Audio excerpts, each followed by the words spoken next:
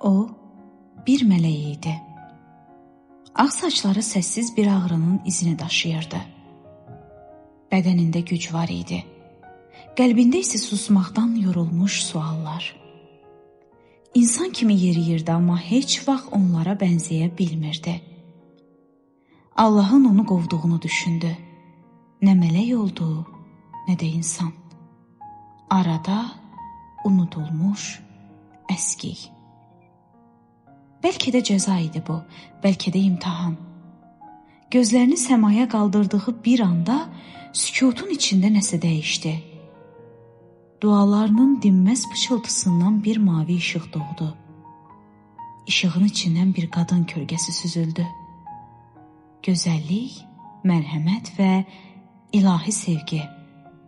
Baxışları ona toxundu və içindəki qaranlıq parçalandı. Amma bu nur, bu həqiqət onun zəif bədəninə ağır gəldi. O öldü, bilmədən. Onun ölümü sakit oldu. Amma bilmədiyi həqiqət səsküylə susdu içində. Tanrı onu nə cəzalandırmışdı, nə də unutmuşdu. Sadəcə seçmişdi.